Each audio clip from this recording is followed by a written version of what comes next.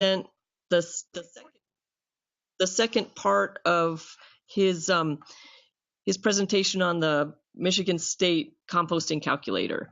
And so go ahead, Dale. Thank you, Arlene. Good to be back and share with you some of the tools, the next part of the tool package that we have here, just to help us make some composting decisions.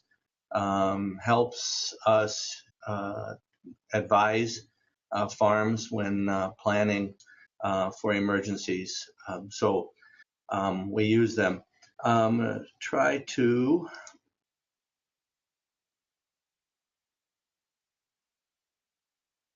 start out.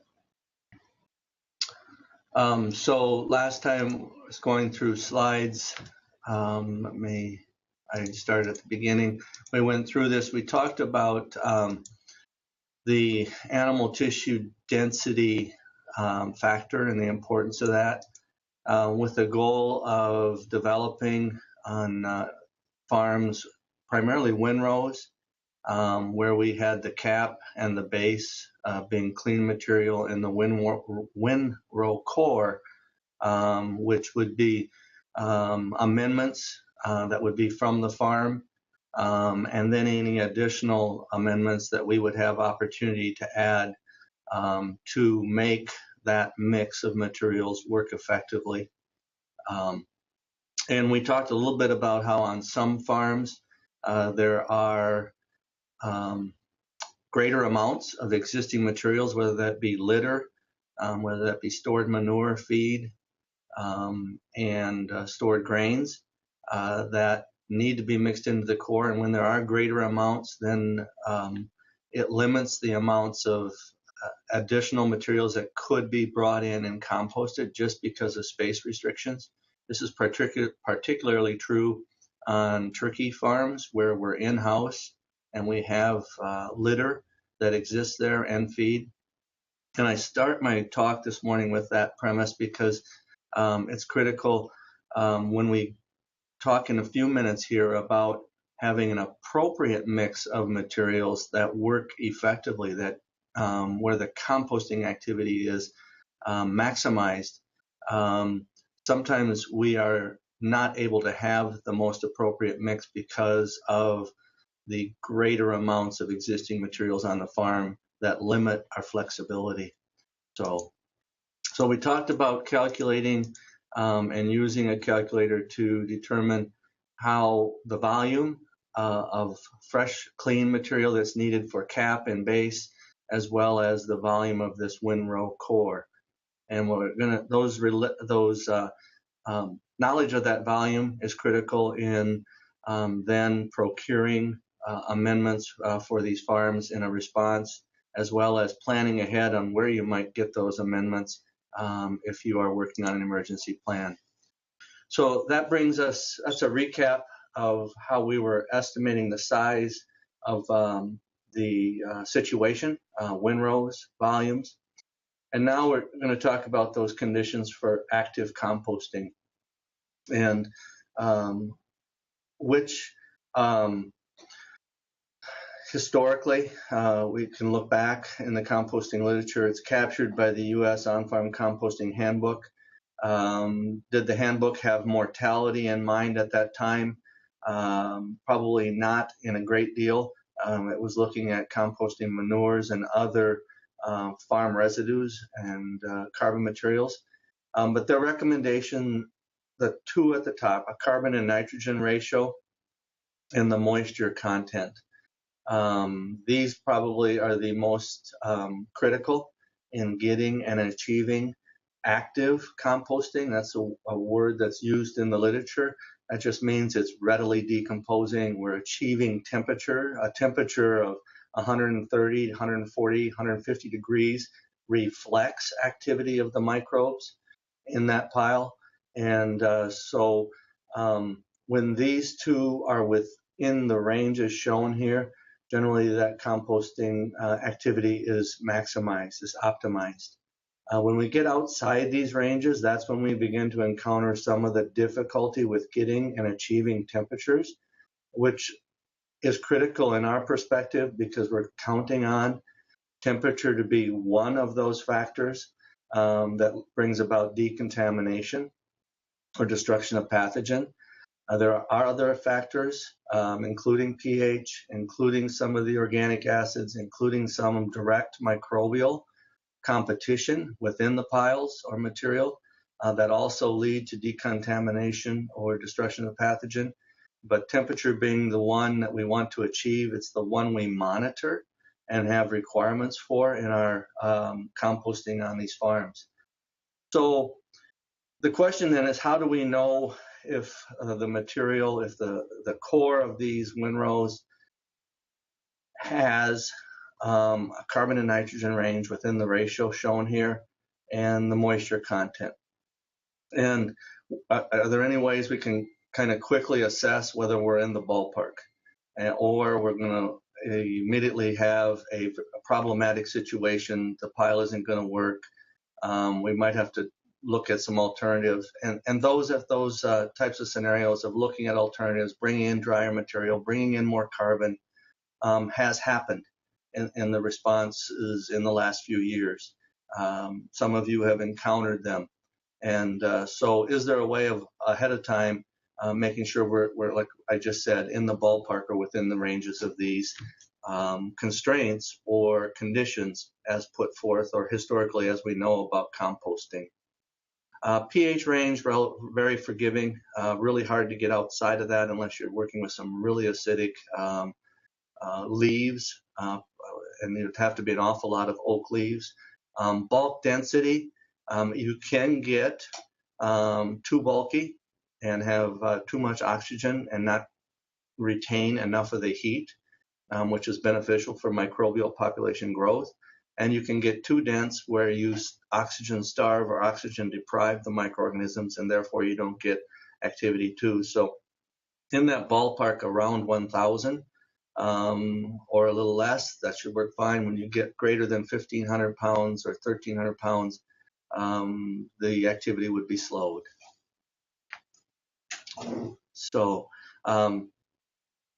what can be done in facing this, in helping farmers plan for normal and routine mortality management on farms? Years ago, I, so to speak, used my nutrition background. I'm trained as a nutritionist, and I work a lot with nutrition ration formulation programs. And so years ago, I sat there and said, well, this is simply a ration. It's simply a recipe that we're trying to formulate with a given set of ingredients. And so I've worked with Bob Kriegel, who's an IT person at Michigan State, Howard Pearson, who was an engineer here. Dean Ross has been a part of this and helping me put together the characteristics of various feedstocks. So a number of individuals have been a part of putting together this formulation program. And so we've got in that formulation program, we call it Optimizer, various feedstocks, or sometimes called, or amendments or materials in our library. And this is just a snapshot of the upper end of that library. And it's easy to add, insert materials, and there are directions in doing so. It includes mortality tissue like bovine carcass as shown here, but it also includes corn stalks, corn stover, a number of dairy farm amendments. And then I get down here, one we'll look at today is laying hen litter, what you might find in the manure storage on a laying hen farm when you arrive. And so you'll see that for each of these ingredients, we've got a moisture content, as we found in the literature, as we found in a couple of different articles. We've got carbon as a percent of wet weight. We've got nitrogen, so we've got a carbon and nitrogen ratio. Bulk density, and the other feature of this program is that if given an accurate price, this program will figure out to the best of its solving ability characteristics the lowest cost or least cost recipe And so it does bring in an opportunity to assess some cost. Units is just a number that we have to have in there for the solving mechanism. And the material type, one is just animal tissue and the other is all the other carbon amendments. That's just to help you look again, reflect upon in the end the relationship of tissue to other materials like we were talking about last time. So I want to just run through a case. We did a farm last time with laying hens on the farm where we want to manage the mortality there. And I know in Iowa there was cases where we used corn material, what would have been large bales of it if we could get our hands on it, bark and wood chips. And so can we quickly just look at the relationship of this to make sure that our core characteristics are within the ranges of the recommended ranges put forth in the literature. And so I'm going to go through it and Optimizer, I'm going to open it up here in a second, and we're going to set manure to 1 ton. And this is really key principle for Optimizer. Optimizer gives us the proportions of these materials to one another. It has a quantity limitation as it's right now set, and that can be changed by the programmer, but you'll see the limitation. So it really just gives us proportions of these amendments to one another, and then you can figure out how much you need on the farm and easily determine total tons that need to be brought on by trucks and so forth. Gives you the opportunity to change the loader size. So if you're working with a farm with a 3 cubic yard bucket, you can easily instruct personnel on the farm that the mixture is so many buckets of one amendment with so many buckets of another and so many buckets of the third. And so that would be an output of this program. The term optimize just means to solve for the constraints or the range that are given. And that's where the term comes from. It's an optimization. It uses the solver add-in function of Excel, and solver does not come with Excel immediately available. You have to make sure that you add that feature to Excel to use this program. And then I'll show you a couple of manual adjustments to the recipe to quickly look at how differences in characteristics of the material and the range can quickly be assessed. So let's go to, I'm going to open it up first and I'll be right back.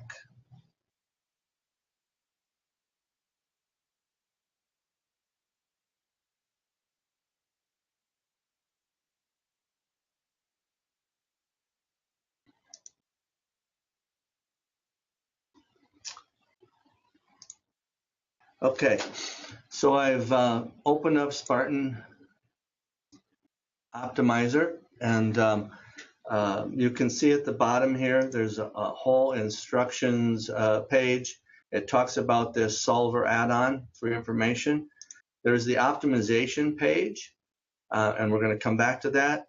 It then gives you a report that's a single page that can be printed and talks about these amounts of materials that can easily be handed to another person, and you can proceed with ordering amendments, instructing people how to mix it.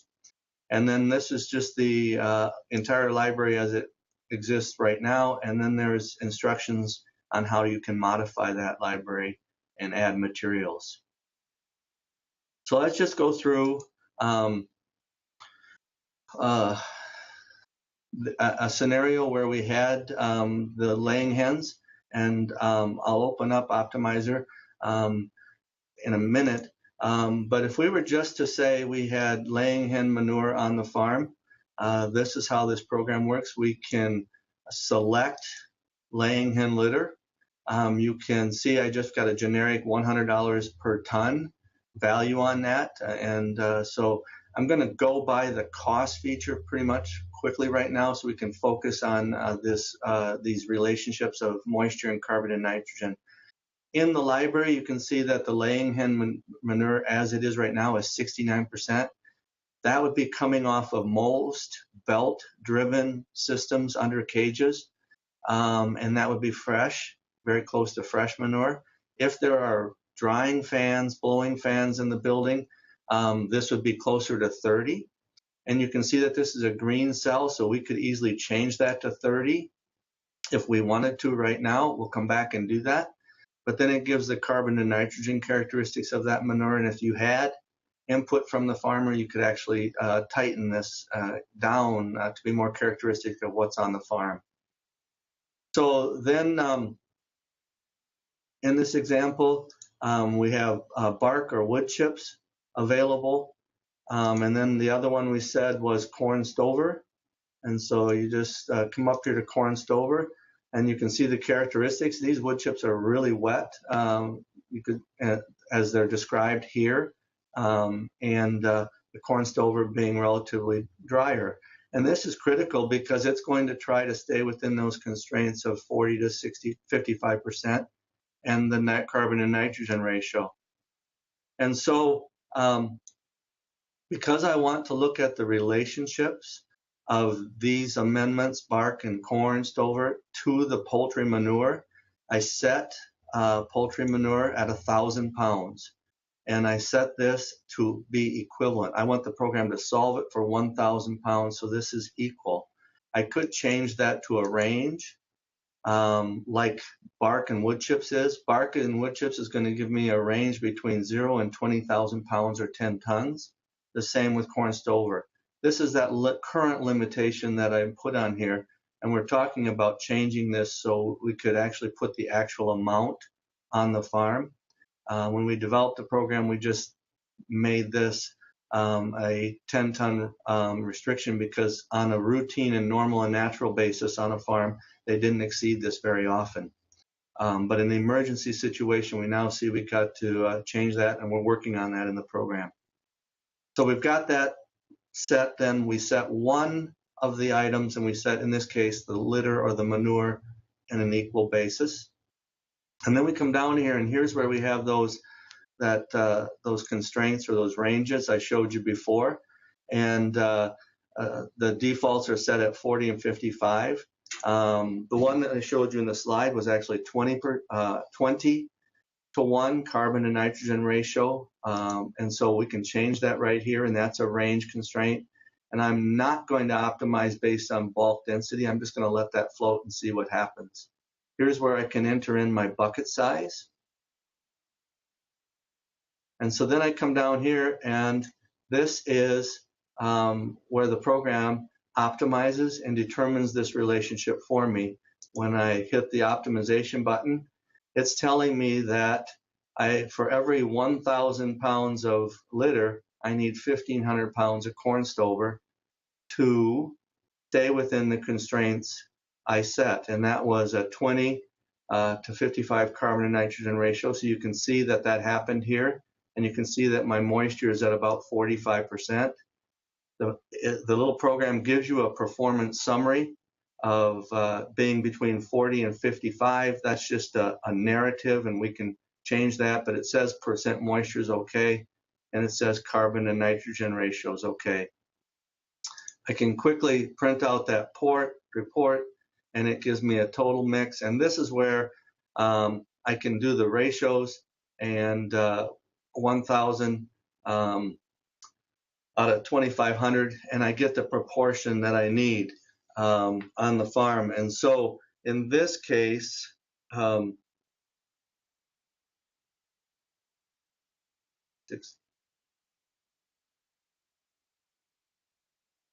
doing this quickly here on my calculator, bear with me. It's about 60% corn stover and 40% laying hen litter. And so on that farm where you're responding to that emergency, you in order to have an optimal process with the composting in the core of these piles, this would be a mixture that you'd look for, and this would be the relationship or the amount of corn stover you'd look to procure for that farm. So that's a once through on how the program works. Now I wanted just to show you quick though. Let's say that this laying hen litter on the farm you encounter is coming out of a blowing and drying facility. And so this moisture content is really 30%. And we can change that up there, and immediately you can see that down here, this moisture is adjusted here in this compost mix. That's if you use this relationship. And I hit optimize once again, and to see if we could change that. And what it's doing is the program can't change this relationship because of the constraints we set. And it can't get any lower on the carbon to nitrogen because we set it at 20. And so this is the best recommendation even for when we get this drier material. But note that this is a low moisture, and the probability of this material drying out more quickly and the composting process ceasing quickly because of lack of moisture is a greater likelihood. So the program gives you that kind of information. And I apologize, you see here where this says it's 30% and it should be between 40 and 55. It says decreased moisture. This is an error. It should say increased moisture. And we're working on getting that corrected and a program updated here quickly here in May. We just found that this recommendation mistake in the program, so I apologize for that. So this is how the optimizer works. It gives us this relationship, and you can do similar things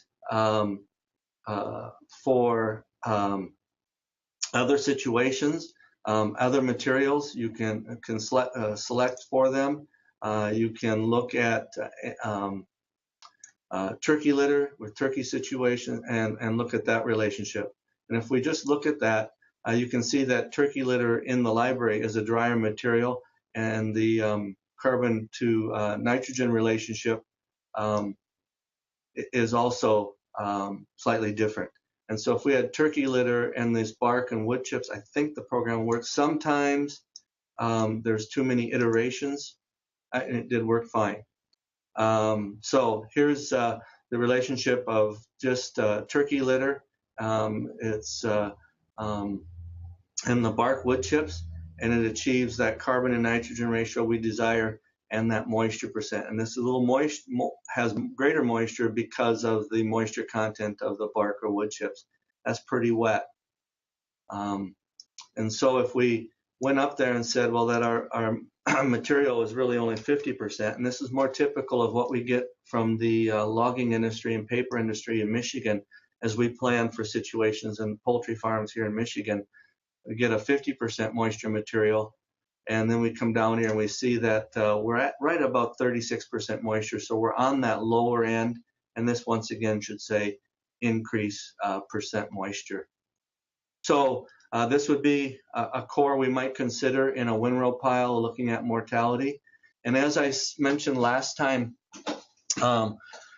you notice I don't have any of the mortality mixed in here, taking a perspective again that the mortality itself is an anaerobic microzone within this core. The material around it is what I want to begin to actively decompose immediately and start the decontamination process, provide us heat and microbial growth that then opens up those carcasses, and eventually then the nitrogen in the carcass will become part of the mix. But then also the clean amendment in the cap and in the base will be mixed in upon that first turn and that second cycle of that windrow composting. So that is a summary and a brief go through of the optimizer tool and how it works, and with some trial and error. I know the first time going through it, it can be a little overwhelming, but anybody with any ration formulation background would catch on quickly to that approach of determining the best recipe to compost with. And at this time, I'll just take any questions that anyone might have.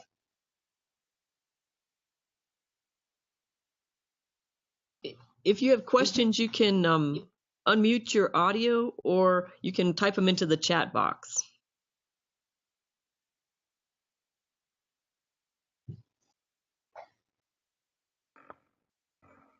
Hey Dale, this is Mark Hutchinson.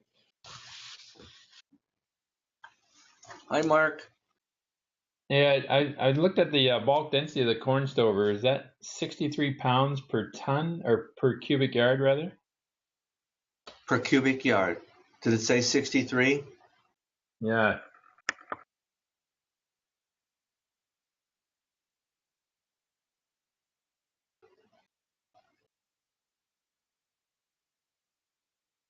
Yep, that would be an error, Mark. Good catch.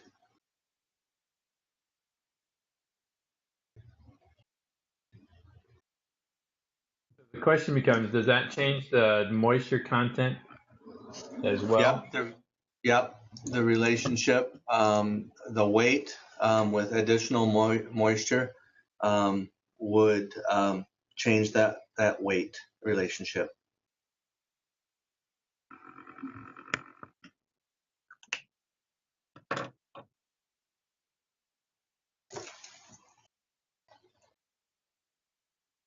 Thank you.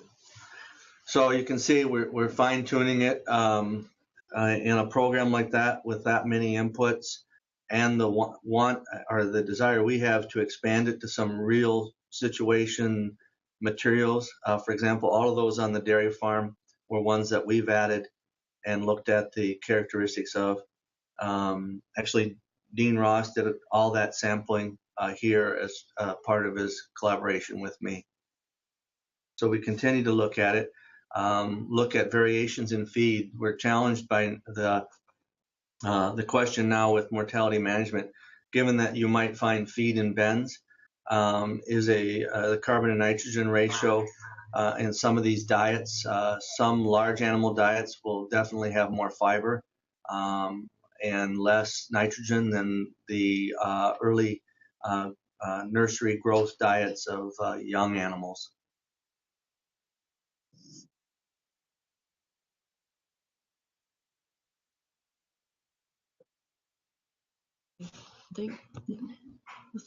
Thank you, Dale. Are there any other questions? Well, if anyone has time, sits and plays with or just experiments with the program, I'm happy to follow up with them. Give me a call, write me a note, I'll call you, and happy to walk you through it if you run into any complications. Real pleased to do that. Well, thank you very much. So we're gonna go ahead and Joanna Davis is on the call. So she